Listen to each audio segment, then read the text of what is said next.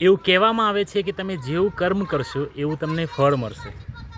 હવે આ વાતને આપણે થોડું વિચારવાની જરૂર છે.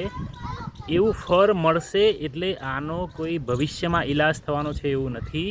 તમે જેવું કર્મ કરશો એવું ઇન્સ્ટન્ટ ફળ મળી જશે. આની કોઈ પ્રોમિસ નથી કે આવતા વીકમાં મળશે, આવતા મહિને મળશે, આવતા વર્ષે, આવતા જન્મમાં આવું કશું છે નહીં. તમને ઇન્સ્ટન્ટ ફળ મળશે. કેવી રીતે?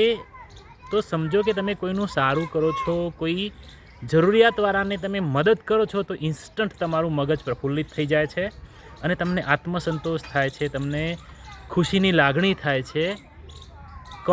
અને જો તમે કોઈનું નુકસાન કરો છો અથવા કોઈના વિરુદ્ધમાં કંઈક કરો છો, કોઈનું નુકસાન કરવાનો વિચાર પણ કરો છો, તો એ નકારાત્મકતા પણ ઇન્સ્ટન્ટ તમારા મગજની અંદર ઊભી થાય છે અને તમને નુકસાન કરવાનું શરૂ કરી દેશે. એનો મતલબ સીધો એવો છે કે તમે કોઈ પણ કર્મ કરશો એનું ફળ તમને તાત્કાલિક ઇન્સ્ટન્ટ મળવાનું શરૂ થઈ જશે. પ્રોબ્લેમ એ છે કે આપણી એના ઉપર એટલી બારીક નજર નથી કે આપણે એવું સમજીએ છીએ કે હમણાં નહીં થાય કશું, નેક્સ્ટ વીકમાં થશે, નેક્સ્ટ મહિનામાં થશે અથવા આવતા જન્મમાં મને આનું ફળ મળશે. એવું નથી હોતું. મોસ્ટલી તમને કોઈ પણ કર્મ કરો છો એનું ફળ તમને તાત્કાલિક ઇન્સ્ટન્ટ મળવાનું શરૂ થઈ જાય છે.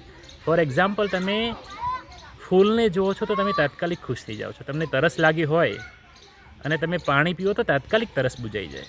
2 દિવસ પછી બુજાય એવું નથી હોતું. તમને ભૂખ લાગી હોય તો તમે ખાઓ તો તાત્કાલિક તમારી ભૂખ સંતોષાઈ જાય. તો કર્મનું પણ આ જ ફંડા છે. તમે હાલ જે કંઈ પણ કરશો એનું ફળ તમને તાત્કાલિક મળી જશે.